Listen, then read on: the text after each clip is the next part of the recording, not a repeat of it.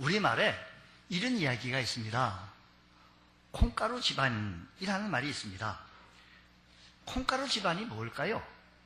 집안의 분란이 끊이지 않고 가족들 모두 제멋대로 엉망진창되어진 집안을 우리는 이렇게 얘기해요. 콩가루 집안이다. 이렇게 얘기합니다. 근데 왜 하필이면 콩가루냐? 아니, 좋은 쌀가루도 있고 밀가루도 있고 보리가루도 있고 수수가루도 있고 옥수수 가루도 있고 이런저런 가루도 있을 텐데 왜 하필이면 콩가루 집안으로 비유를 했을까라는 겁니다. 쌀가루나 밀가루 같은 다른 곡물을 가루를 물에 넣고 주물럭 반죽을 하면 잘 뭉쳐져서 그것을 가지고 떡도 만들고 빵도 만들어냅니다. 근데 콩가루는 아무리 물을 집어넣고 이렇게 해도 잘 뭉쳐지지도 않고 서로 뿔뿔이 흩어지는 모습인 것입니다. 그래서 가족들이 하나가 되지 못하고 서로 제멋대로 되어지는 집안을 일컬어서 콩가루 집안이다 라고 부른다는 겁니다. 그러니까 콩가루 집안은 한마디로 가정의 화목이 무너진 가정을 말하고 그 가정 안에 풍랑이 있는데 풍랑 있는 바다처럼 늘 갈등이 일어나는 그런 모습. 그 가정 안에 서로가 대하는 원망과 불평이 가득하고 그 가정 안에는 늘 다툼의 소리가 늘 가득한 거예요. 이런 가정은 가족들이 모여서 모였지만 늘 모이면 어르릉거리는 지옥과도 다름없겠습니다. 엄마는 그 딸 보고 어머야 딸을 갖다가 앵앵거려 쌓고 이게 뭐 콩가루 집안이잖아요. 이런 모습이에요. 또 우리말에는 찰떡궁합이라는 말이 있습니다. 물론 궁합이란 말은 혼인할 때 신랑 신부가 사주를 오행에 맞춰서 보는 점을 말하기 때문에 우리 같은 거룩한 사람이 사용되어지는 언어로는 조금 적절하지는 못합니다만 그러나 찰떡궁합이란 말은 보통 명사가 되어져서 두루두루 또 사용되어지기도 합니다. 바로 무엇인가 두 가지를 잘 맞춰서 잘 조화를 이루어진 것을 보고 우리는 이렇게 얘기해요. 찰떡궁합이다 라고 얘기해요. 근데 왜 하필이면 찰떡궁합이라고 했을까? 맵쌀도 있고 좁쌀도 있고 수수도 있고 옥수수도 있는데 왜 하필이면 찹쌀이냐라는 겁니다. 보통 떡은 맵쌀로 만드는데 찹쌀로 만들면 훨씬 살기가 있어서 쫀득쫀득 되어지고 뭉쳐진다는 겁니다. 찹쌀로 만든 찰떡은 바구니에 넣으면 바구니에 들러붙어서 자기네들끼리 딱 달라붙어가지고 그래서 떼기도 어려워요. 하도 들러붙어서 잘 붙지 않도록 콩가루를 갖다 막 집어넣어요. 들러붙지 못하도록. 그래 콩가루를 만들어가지고 뭘 만들죠? 인절미 어떻게 그렇게 잘하셔 그냥. 인절미도 만들게. 그러니까 찰떡궁합으로 구성된 가족들이 모여 세워진 집안을 찰떡집안입니다. 가족들이 모이면 하하해 호호해가 그냥 늘 넘쳐나고 가족들끼리 모이면 그저 사랑애가 넘쳐납니다. 가정이 모여서 이런 가정을 화목한 가정 그리고 서로 하나가 돼서 알콩달콩 살아가는 집안을 말하는데 이런 집안은 가족들 모두에게 천국이 아닐 수가 없다라는 것입니다. 이런 가정을 콩가루 집안이 아니라 찰떡 집안이 되어지는데 우리 교회 온 성도들은 모두가 다 찰떡 같은 집안이 되어져서 서로 화목하고 위하고 격려하고 세워줄 수 있는 그런 가정이 되어지시기를 주의 이름으로 축원합니다. 오늘 우리 성경 속에서 우리 가정의 달을 맞이해서 가정을 우리가 한번 또 생각을 해봅니다. 이 가정에서 어떤 가장이 그 바깥에 퇴근 시간만 기다리면 빨리 집에를 막 가야 되는데 집에를 가기 싫어가지고 그냥 뭐 회사 사람들하고 그냥 이따가 천천히 거기서 새벽 늦게 그냥 들어갔다 잠깐 들어갔다가 그냥 옷만 갈아입고 나오는 거지 그거 뭐. 왜 그래 했더니 왜 집에 그렇게 가기 싫어하냐고. 이제 집안이 뭐 그냥 그렇게 가기 싫어해요. 뭐 지옥이라 그래서고. 왜? 이런 찰떡 같은 집안의 화목한 가정에 마음의 상처들도 줄 수 있기 때문에 이 화목한 가정을 깨질 수 있기 때문이라는 것입니다. 가정의 역사는 그래서 우리는 가정을 참 소중히 여겨야 합니다. 그래서 이 가정이라는 것은 이렇게 좋은 가정, 화목한 가정, 행복한 가정을 만들어 나갈 수도 있지만 우리 젊은 사람들도 우리가 잘 들어야 돼요. 이것을 잘 만들어야 돼요. 자기를 지켜야 돼요. 가정을 지켜야 합니다. 그러려고 한다면 가정의 소중함을 우리가 알아야 돼요. 가정의 소중함, 귀중함을 알아야 합니다. 에덴 동산까지 거슬러 올라가면 인류 역사상에서 가장 오래된 공동체 가정은 하나님께서 아담과 하와 중에서 먼저 아담을 만드셨습니다. 에덴 동산에서 아담은 모든 육축과 공중의 새와 들의 모든 짐승에게 이름을 지어 부르도록 하였습니다. 아담은 짐승들과 새들에게 적합한 이름을 지어줘서 일들을 즐겁게 하도록 했던 겁니다. 그러나 하루의 일을 끝내고 저녁이 되면 모든 육축과 새들과 들 짐승들이 각기 보금자리로 들어가고 이제는 아담 혼자가 남아있는 거예요. 그때가 되면 아담은 어이구 쓸쓸하다라는 걸 느껴요. 그때 아담의 모습은 하나님 보기에 좋지 않아서 그래서 성경은 여호와 보시기에 이르시기에 사람이 혼자 사는 것이 좋지 아니하니 내가 그를 위하여 돕는 배필을 지으니라고 했습니다.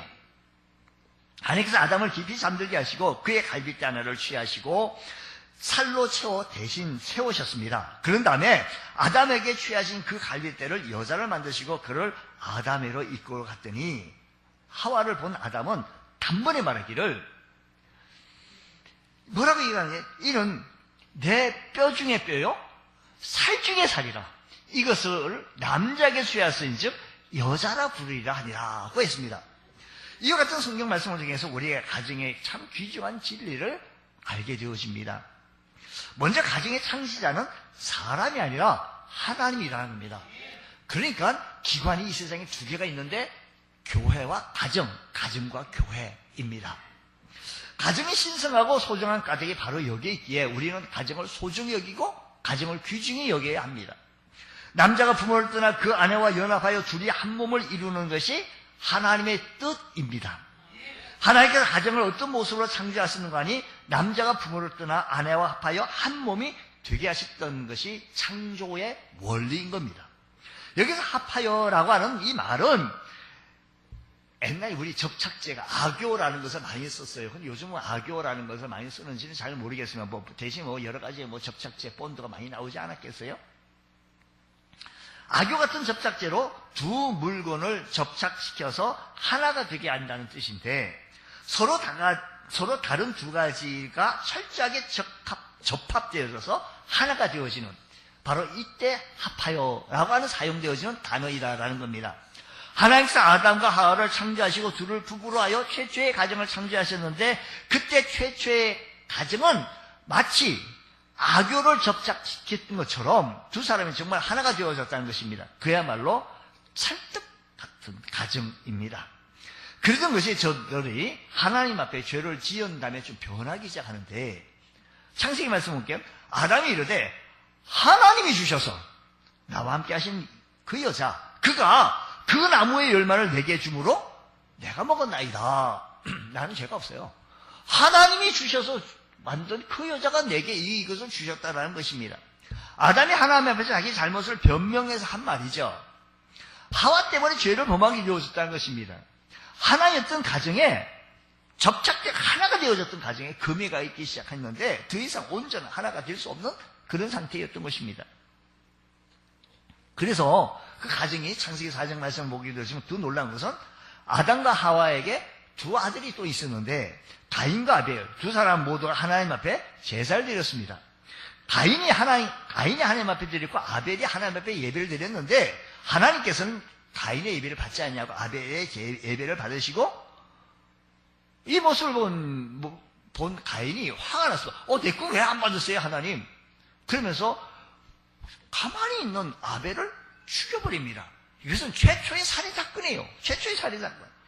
아담과 하와가 이 부부 사이에 금이 가고 자식들이 다투기 시작하고 급기야는 살인을 하게 되어진 겁니다. 그야말로 이 집안이 콩가루 집안이 되어진 것입니다. 가정의 화목이 다 무너진 것입니다. 그렇습니다. 원래 하나님께서 찰떡 같은 집안으로 가정을 세워줬습니다. 그러나 사람들이 죄를 지은 뒤에 그 집안은 콩가루 집안이 되어진 겁니다. 이것이 우리네 가정의 본질이 되어지고 만 것입니다. 우리가 가정에 관해서 얘기할 때마다 자주 우리가 얘기하는 스위트 홈 얘기를 합니다. 즐거운 곳에서는 날 오라 하여도 내 쉴 곳은 작은 집, 내 집뿐이리 내 나라 내 기쁨 여러분 가사를 안 띄워줘도 하실 수 있으신지 모르겠네요. 즐거운 곳에서 날 오라 하여도 내 쉴 곳은 작은 집 내 집뿐이리. 내 나라 내 기쁨 길이 쉴 곳도 꽃피고 새우는 집 내 집뿐이리. 오 사랑의 나의 집 즐거운 나의 벗 집 내 집뿐이리. 한번 해봅시다. 우리 가정이 다름아서 즐거운 나의 집 한번 해보겠습니다.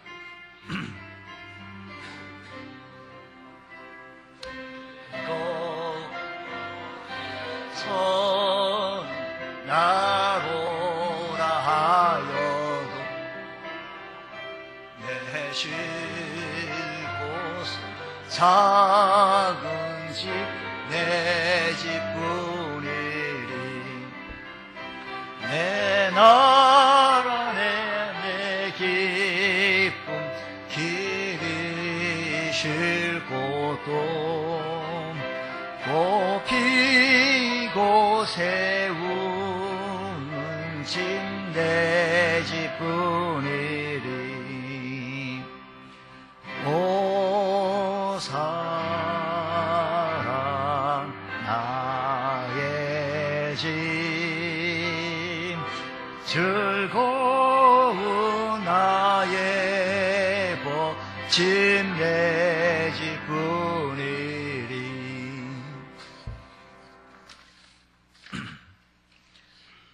이 가사는 이 노래는 언제 들어도 우리가 심금을 울리는 이런 좋은 노래입니다. 이 가사는 19세기 미국의 시인이었던 존 하워드 페인이라고 하는 사람이 이 시를 썼는데 홈, 스위트 홈이라는 시에서 유래된 곳입니다. 홈, 스위트 홈, 홈과 같은 곳이 어디에도 없네. 오, 홈과 같은 곳이 어디에도 없네. 라는 말을 이렇게 만들었습니다.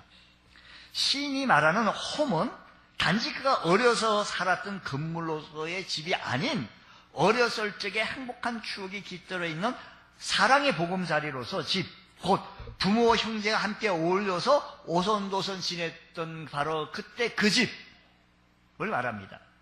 존 하워드 페인이라고 하는 유명한 이 사람은 배우요, 또 극작가요, 시인으로서 고향인 미국을 떠나서 주로 영국에서 활동했던 사람입니다. 말년에 아프리카의 수도 튀니지에서 영사로 일하다가 그곳에서 죽습니다. 이분은 예술가로서 명성을 얻었고 말년에는 영사가 되어졌으니 나름대로 사회적으로 덕망을 얻었고 또한 성공한 사람인 것은 틀림없습니다. 그러나 그는 평생을 가정이 없이 혼자 살았습니다. 아마도 그는 외로울 때마다 어린 시절에 즐거웠던 가정을 떠올렸을 것이고 그 결과 스위트 홈이라는 시를 쓰게 되어졌을 것인데 그런 점에서 이 시는 어떤 교훈보다도 더 깊이 우리에게 가정의 소중함을 일깨워주고 있다고 볼 수 있습니다. 오늘날 세상 사람들은 그들의 뜻에 의해서 이렇게 가정들을 세우기도 하고 또 사람들이 기분 나쁘다고 해서 가정을 뭉거뜨리기도 하고 망가지기도 합니다. 그런 뜻에서 우리는 이 가정을 소중히 여기는 우리 모두 되어지시기를 주의 이름으로 축복합니다. 또한 행복한 가정을 만들려면 가정을 우리가 소중히 여기고 귀중히 여겨야 된다는 거예요. 우리가 자신이 지켜야 하는 겁니다. 또 한 가지는 그렇게 만들려고 한다면 가정에 하나님을 의지해야 합니다. 우리 가정을 행복하게 만들려고 한다면 하나님을 의지해야 된다는 것이지요. 우선 우리 힘만으로는 우리 가정을 지킬 수가 없습니다. 그래서 시편의 말씀 보게 되어지면 하나님께서 시편 127편의 말씀 보면 여호와께서 집을 세우지 아니하시면 세우는 자의 수고가 헛되며 여호와께서 성을 지키지 아니하시면 파수꾼이 깨어있음이 헛되다라는 겁니다. 하나님께서 집을 세우지 아니하시면 아무리 그러니까 우리는 하나님을 의지해야 돼요. 하나님께서 성을 지키지 아니하시면 파수꾼이 깨어있음이 헛되다라는 겁니다. 이 말씀에서 우리는 두 가지 사실을 기억해 볼 수 있는데 우리의 가정을 세우시는 분은 하나님이시다라는 겁니다. 아담에게 하와를 돕는 배필을 허락해 주시고 둘로 짝지어 주신 분이 하나님이신 것처럼 우리 가정에 부부를 짝지어 주신 분이 하나님이십니다. 그리고 아브라함 가정에 이삭을 자식으로 보내주신 분이 하나님이신 것처럼 우리 가정에 자녀를 보내주신 분이 누구일까요? 하나님이신 줄 믿으십니까? 믿으십니까? 우리가 이 점을 깨닫게 되었을 때 우리 가정을 세우시는 분이 하나님이신 것을 기억하시기 바랍니다. 우리 가정을 세워주시고 우리 가정에 자녀를 주신 분이 하나님이시다는 것을 깨달아야 합니다. 하나님께서 아브라함에게 이삭을 선물로 주셨던 것처럼 우리 가정에 우리의 자녀를 하나님께서 우리에게 이런 귀한 자녀를 허락해 주셨다라는 것입니다. 또한 우리의 가정을 지키시는 분은 하나님이신 것을 믿으시기 바랍니다. 그러므로 우리의 가정을 소중히 여기실 뿐만 아니라 하나님을 의지해야 합니다. 세우신 분도 하나님이고 또 지키시는 분도 하나님이시기에 하나님을 의지하실 수 있는 여러분들 되시기를 주의를 축복합니다. 너무나도 다른 두 사람이 부부가 되어져서 가정을 이루어갈 때 생각지 못했던 참 문제들이 많이 생겨납니다. 저는 결혼의 주례를 할 때마다 이 젊은 두 사람을 불러놓고 얘기를 합니다. 가정을 세우시는 분은 젊은 두 사람이 서로 사랑해서 만나서 가정을 세우는 것이 아니고 하나님께서 세워주시고 하나님께서 가정을 지켜주시니 가정을 귀히 여기고 가정을 소중히 여기시오. 그때는 다들 좋아가지고 네 그러면 예 합니다. 다 좋습니다. 그 문제 서로의 관계가 문제가 생기고 금이 갈 때 그때는 그런 게 생각이 안 납니다. 하나님께 두 사람의 손을 잡게 하시고 서로 용납하게 하시고 다시 하나가 되게 하시고 다시 부부관계를 계속 유지할 수 있게 해주신 분은 하나님이라는 것을 기억하실 때 가정의 식구들이 하나님을 의지해야 한다는 것입니다. 부모 자식 간에도 참 많은 문제가 생겨요. 부모 자식 간에도요. 제가 요즘 오래된 얘기 아니에요. 요즘도 생겨요. 얼마 전에 무슨 참 이게 좀 역기능적인 뉴스라서 제가 오늘 또 여러분들에게 보여드리려고 했는데 아예 그냥 말았어요. 이런 것을 영상까지 설교 시간에 보여줄 가치가 좀 떨어진다 해서 부모가 아버지가 딸을 죽이는 사건이 얼마 전에 있기도 하고 또 노모가 치매가 와가지고 더 이상 보살필 수가 없게 와가지고 오랫동안 하다 보니까 그냥 같이 죽는 거예요. 죽이고 죽는 거예요. 이런 비극적인 뉴스 같은 것은 우리가 참 자꾸 접할 때마다 참 아련하고 가슴 아프기 짝이 없습니다. 부모 자식 간에도 참 문제들이 참 많이 생겨납니다. 그때만 하나님께서 개입해 주셔서 그 관계를 계속해 나가실 수 있도록 우리는 하나님을 의지해야 합니다. 하나님을 의지해 나가는 귀중히 여길 뿐만 아니라 우리가 하나님을 의지해야 합니다.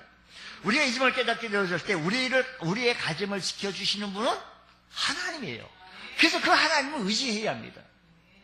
우리가 먼저 이 사실을 믿고 고백하는 일부터 시작해야 되는데 하나님께서 보이지 않는 손길로 부부를 만나게 해주셨고 또 자녀를 그 가정을 통해서 보내주셨고 복된 가정을 세워주셨다는 사실을 믿고 고백하면서 가정의 온 식구들은 하나님을 의지하는 것을 가르치고 배워야 합니다.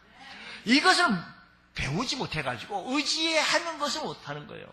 그래서 주일날 예배만 와가지고 그냥 총총으로 와가지고 예배만 드리면 다 되는 줄 아는데 우리 교회 온 성도들의 가정의 식구들은 하나님을 의지해야 합니다. 가정을 세우신 분도 지키시는 분도 하나님이기에 그 하나님을 의지할 때 우리가 살아갈 때 불완전한 사람이기에 서로 해서 싸우고 금이 가기도 했는데 하나님을 의지할 때 그 하나님이 다시 봉합하게 하고 붙잡게 하고 손을 붙잡게 하고 용납하게 하고 이해하게 하고 이렇게 만드시는 분은 오직 하나님이신 줄 믿으시기 바랍니다.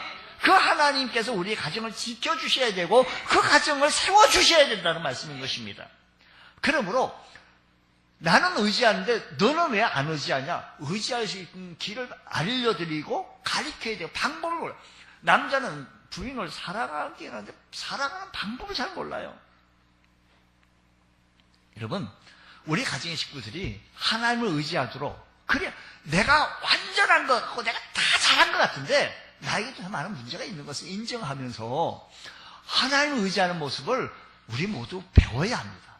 우리 가정의 식구들이 우리 사랑하는 남편도 예수 믿고 하나님을 의지하게 하는 법을 배워줘. 왜냐하면 하나님은 우리 가정을 지키시고 하나님께서 우리 가정을 세워주신다고 한다면 의지하는 법을 배워야 합니다. 가르쳐야 합니다. 우리 하나님을 의지하자고 하나님 배우자고 하나님 앞에 더욱더 나가보자고 세워줄 수 있는 그런 은혜가 일어나기를 원합니다. 우리가 이렇게 하나님께서 우리 가정을 임마누엘을 함께 하시고 지켜주시고 계신다는 사실을 믿고 고백하면서 우리 가정을 우리 하나님을 의지하며 나가는 것. 그리고 우리 이런 믿음으로 기도해야 합니다. 하나님 우리 가정을 지켜달라고 의지하며 기도해야 합니다. 이렇게 가정이 무너져 내리고 있는 이 시대에 우리 가정을 지켜주시기를 기도하며 나가는 것. 사탄이 믿음의 가정을 그 어느 때보다도 그 세게 공격해오는 바로 이때 우리 가정을 눈동자같이 지켜주시기를 서로가 기도해야 합니다. 사탄은 우리 가정을 계속해서 넘나들어요. 그리고 우리 기도해요. 늘 이런 속담이 있잖아요. 전쟁에 나갈 때 한 번 기도하고 바다에 나갈 때 2번 기도하고 결혼할 때는 3번 기도하라고 말이 있습니다. 전쟁터에 나가는 사람이 전쟁에서 승리하도록 얼마나 간절히 기도하겠습니까? 그리고 바다를 항해 나가는 선원들이 그 험한 바다를 항해하고 목적지까지 잘 갔다 올 수 있도록 얼마나 기도하겠습니까? 근데 결혼하는 사람은 전쟁에 나가는 사람들보다 그리고 바다에 항해 나가는 사람보다 더 많이 기도해야 하는 것은 왜? 결혼할 때 더 많이 기도하는 것은 항해하는 것보다 더 전쟁터에 나가는 것보다 더 많은 문제가 더 많은 시련이 더 많은 어려움이 찾아오기 때문에 더 많이 기도하라는 것입니다. 누군가가 더불어 가정을 이루며 함께 살아간다는 것이 이만큼 힘든 일이기에 가정생활 살아가는 동안에 전쟁보다 어려운 일이 일어나면서 거센 바다를 항해하는 일보다 더 험난한 일이 가정에 있을 수가 있기 때문에 더 많이 기도하는 것, 하나님을 의지하라는 겁니다. 창세기 25장의 말씀 보게 되어지면 이삭의 가정에 위기가 찾아옵니다. 이삭의 가정에 자녀가 없었습니다. 이삭이 나이가 40세 늦게 장가를 갔습니다. 리브가와 결혼한 뒤 20년이 지나도록 아이가 없었습니다. 이삭이 나이가 60이 되도록 상속할 자녀가 없었던 겁니다.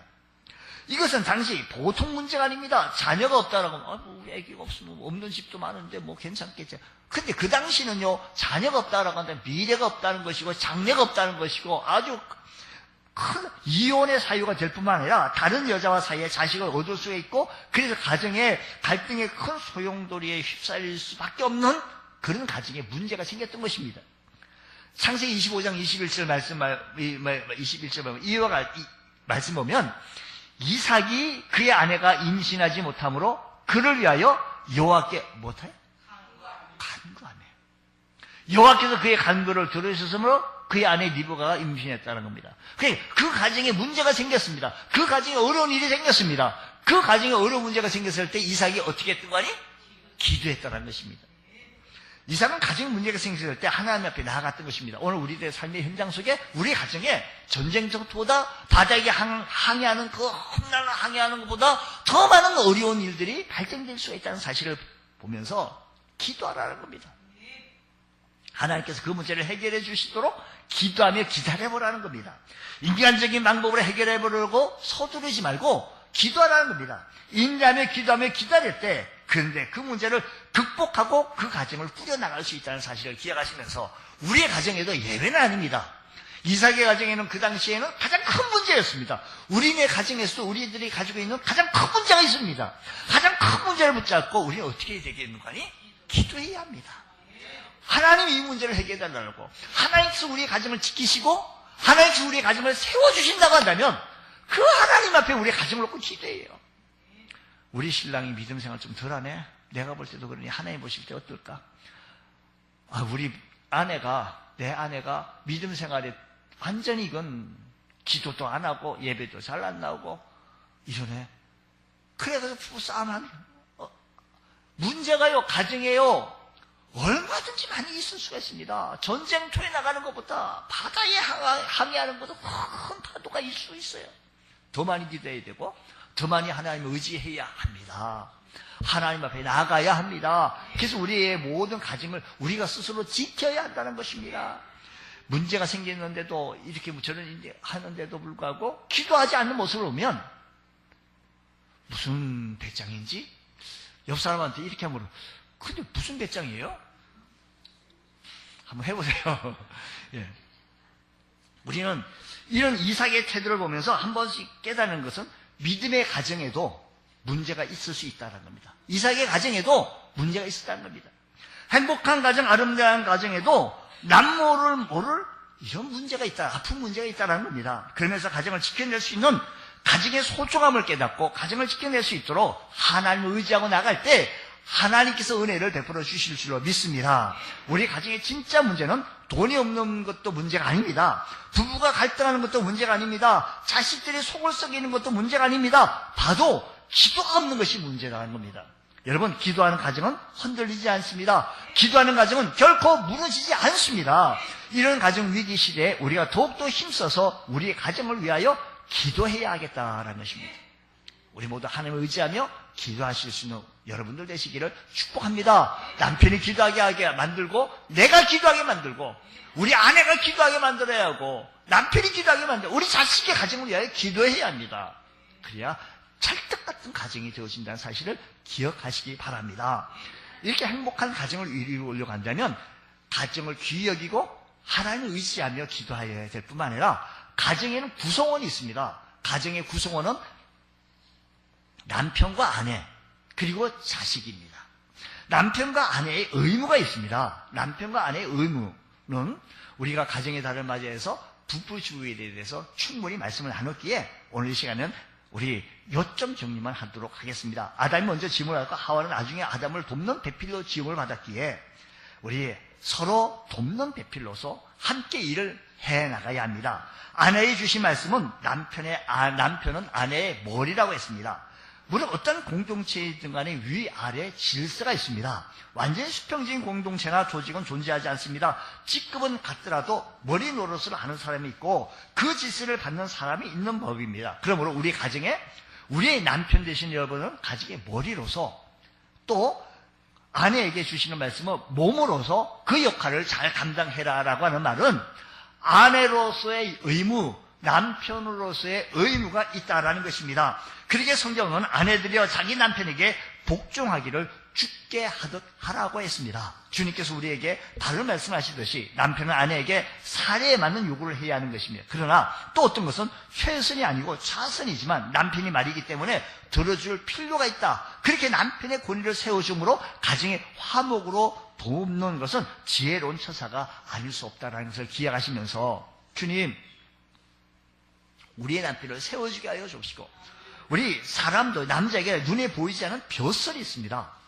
남편으로서 자존심이 있다는 것입니다. 남편은 누구들을 막론하고 자기 벼슬이 집 뭉겨지는 것을 참지 못해 합니다. 그러므로 우리 사랑하는 귀한 아내들은 우리 남편을 세워주고 높여줄 수 있는 그런 은혜가 일어나시길 바랍니다. 특히 믿지 아니하는 남편을 두신 여성도님들은 자유로운 신앙생활을 보장받을 수 없는 그런 모습에 있게 되어진다고 한다면 다시 세워주면서 다시 하나님 앞에 기도하고 한 가족의 온 집안이 예수 잘 믿는 믿음의 가족으로 나아가야 될 줄로 믿습니다. 또한 남편에게 주신 말씀이 무엇인가 하니 남편의 할 일은 아내를 사랑하는 겁니다. 그리스도께서 교회를 사랑하신 것 같이 자신을 주신 같이 아내를 사랑하라라는 것입니다. 곧 목숨을 버려서 목숨을 다 바쳐서 사랑하라라는 것입니다. 또 아내 사랑하기를 제 몸같이 하라고 하였는데 아내를 사랑하는 것은 곧 제 몸을 사랑하는 겁니다. 그리고 남편 된 사람은 아내의 연약함을 이해하고 보살펴줘야 하는 것인데 아내의 연약한 그릇을 향하여 위하고 보살펴 줄 수 있는 것. 남편이 아내를 사랑하는데 비인격적으로 아내를 대우하고 괴롭히지 말라라는 겁니다.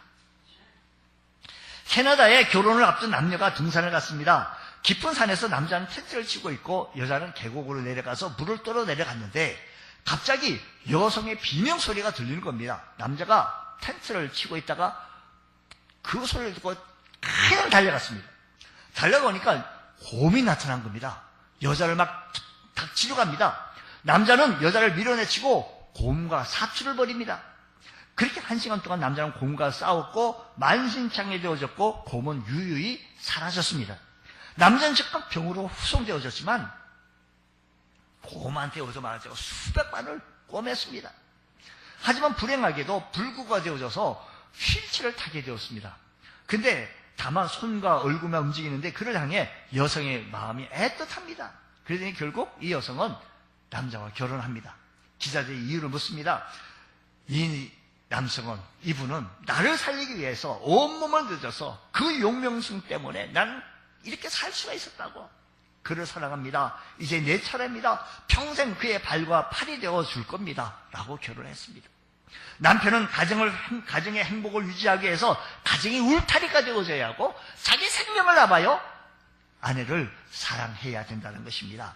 하나님은 가정을 세워줬지만 책임과 권한은 부부 모두 동시에 줬다는 사실을 기억하시면서 아내는 남편을 향하여 순종하고 복종하고 남편은 아내를 사랑하는데 자기 목숨 다하여 사랑해야 된다는 것을 기억하시기 바랍니다. 이렇게 구성원은 남편과 아내가 있을 뿐만 아니라 가정을 이루려고 한다면 또한 자녀가 있습니다. 부모와 자녀의 관계가 있습니다. 우리 부모와 자녀, 어버이 주일을 맞이해서 어버이 주일 설교를 말씀드렸고 또한 어린이 주일을 맞이해서 자녀의 설교를 했습니다.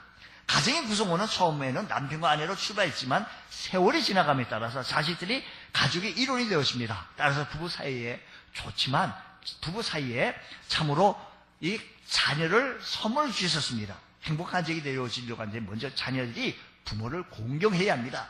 부모 공경은 10계명의 5번째 계명입니다. 이렇게 말해요. 내 부모를 공경하라. 그리하면 너희 하나님 여호와가 내게 준 땅에서 내 생명이 길리라고 했습니다. 우리 하나님께서 말씀하십니다. 살인하지 말라. 그러면 이런저런 복을 주겠다고. 도둑질하지 말라. 그러면 이런저런 복을 주겠다고 라고 말씀하지 아니했고 유독히 부모 공경에 대해서 상을 약속하셨습니다. 이는 그만큼 부모 공경의 중요함을 의미한 것입니다. 눈에 보이는 부모를 공경하지 않으면서 눈에 보이지 아니하시는 하나님을 경외할 수 없다라는 것입니다. 그러면 부모의 공경의 방법은 무엇이냐? 이 말씀에 자녀가 부모에게 할 의무와 핵심은 공경, 즉 우리의 부모를 공경은 무겁다, 가치가 있다라는 뜻입니다. 그러니까 이 말에 따라서 해석해 보면 자녀가 부모를 공경한다는 것은 부모를 무겁게 여기고 가치 있는 존재로 대하는 겁니다. 사실 자녀들이 부모를 대할 때 문제가 생기는 것은 부모를 가볍게 여기는 겁니다. 그리고 부모가 자기에게 더 이상 가치가 없다고 생각하면서부터 발생되어지는데 부모가 가볍게 여기시면서 부모를 함부로 대하는 겁니다. 왜? 가벼우니까. 부모가 가치 없다고 여기게 되어지면서 부모에 대해서 신경을 쓰지 않습니다. 심할 경우 부모를 짐처럼 여깁니다. 그래서 부모를 공경할 대상이 아니라 봉양할 대상으로 그냥 여겨버립니다. 이번에 어버이 주일을 맞이해서 어버이날을 맞이해서 우리 어르신들이 참 우리 자녀들에게 효를 많이 받았어요. 그래가지고 노인정에 갔더니 노인정에 우리 딸이 와가지고 사이가 와가지고 봉투를 줬는데 이만큼 줬다고 자랑합니다. 그러니까 또 질세라 또 앞에 있는 노인정 어르신이 와가지고 우리 아들이 왔는데 말도 안 나고 선물을 이렇게 하고 백도 왔고 백도 보통 백도 아니라 샤넬 백을 내가 이 나이 걸머지고 생겼다고 서로 자랑하는 거예요. 돈을 이만큼 줬고 많이 줬고 있던 사람이 그 말하고 내가 식당을 갔는데 우리 아들이 예약을 당해서 그런 식당 한번 가봤냐고. 입에 였더니 그냥 초콜릿부터 고기가 였는데 살살살 녹아가지고 언제 다 먹었는지 그냥 서로 자랑을 시작한 거예요. 그냥 노인정에 갔더니 요번에 그냥 호로 받은 거 자랑이야. 근데 그 중에요 안 받으면 된다는 어르신이 그냥 상상해서 받았다고 얘기하는 거예요. 그냥. 여러분 공경하는 가치를 두고 있는 겁니다. 그러므로 우리 부모를 무겁게 여기고 가치를 두고 되어질 때 우리의 부모는 자기 자식을 그냥 자랑하고 싶어합니다. 말하고 싶어합니다. 뿐만 아니라 부모가 자녀에게 해야 할 의무의 핵심은 오늘 성경에 노엽게 하지 말라 했습니다. 양육입니다. 자녀를 양육하려고 하는데 양육을 제대로 하지 못하고 자기는 하지 못하고 노엽게 하고 어떻게 노엽게 해서 자녀가 바로 성장할 수 있겠습니까? 그러므로 우리 모두 가족 인원들이 남편과 아내, 부모와 자녀, 자식과 부모 이 모든 관계 속에서 일어나는 이 가정을 귀히 여기고 우리 서로가 귀히 여기고 하나님을 이렇게 귀히 여기고 세워나가는데 지켜나가는데 이것을 지켜주실 수 있는 분은 오직 하나님이니 하나님을 의지하고 하나님께 기도하실 수 있는 우리의 가정이 되어져서 우리의 가정이 서로 화목하고 행복한 가정 다 되어지시기를 주의 이름으로 축원합니다. 기도하겠습니다. 하나님 아버지 감사합니다. 오늘 이 시간에 우리 가정에 맞이해서 우리의 가정을 행복한 가정, 화목한 가정으로 만들어 나가기 원하오니 성령 하나님께서 역사하여 주시고 주관하여 주셔서 우리의 가정이 세상에서 가장 아름다운 가정, 행복한 가정으로 만들어 나가시는 저희들 되어지게 하여 주시옵소서. 우리 하나님께서 지켜주실 것을 믿습니다. 우리 가정들 하나님 복을 내려 주시고 주의 몸된 교회 온 성도들에게 하나님의 은혜가 성령에 충만케 채워지게 하여 주시옵소서. 믿사하며 예수님 이름으로 기도드리옵나이다. 아멘.